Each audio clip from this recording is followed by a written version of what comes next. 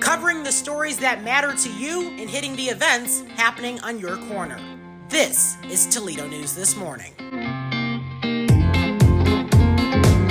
Good Saturday morning, I'm Jaden Jefferson, and thanks so much for joining me for Toledo News This Morning. Let's start things off with a check of that forecast. High in the mid-50s and low in the lower 40s, with a chance of showers for throughout today. State Route 105 at the railroad crossing in Pemberville will be closed due to a sewer job being performed by the village beginning Monday. Work should last about 2 weeks. The Toledo Area Regional Transit Authority, TARTA, has announced when it will be expanding service to the city of Oregon.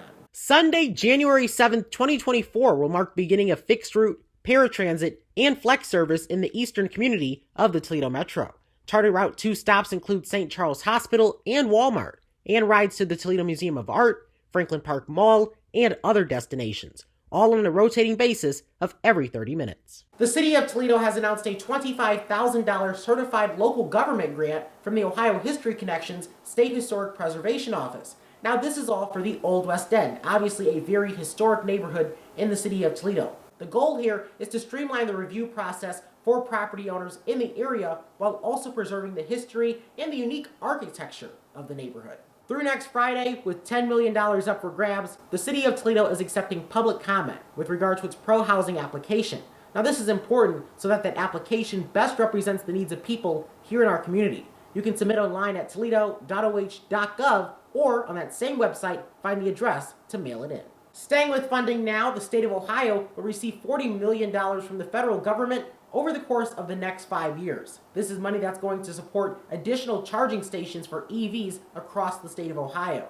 This does include a new fast charger station, a first in the country outside the city of Columbus. The city of Toledo has released its third quarter crime stats, which show decreases in almost every sector, with the exception of auto theft, a national problem being blamed on a social media trend. These stats represent incidents from the start of the year to September 30th. Ohio Governor Mike DeWine has made an announcement himself in partnership with the Ohio Department of Children and Youth. The PROMISE program, which stands for Promote Resources, Opportunities, and Meaningful Inclusion Through Support and Education, is a new initiative DeWine's office says aims to increase access to quality childcare, as well as support services for children with special needs. The program includes training for educators, a newly launched childcare search tool, childcaresearch.ohio.gov, a center for materials and equipment needed by professionals, and a scholarship pilot program, details of which are available at childrenandyouth.ohio.gov. Looking for a job? Well, your search could be made easier thanks to a new feature on careers.ohio.gov, the state's official job search website. You can now search by skills, helping you narrow down a gig that's right for you.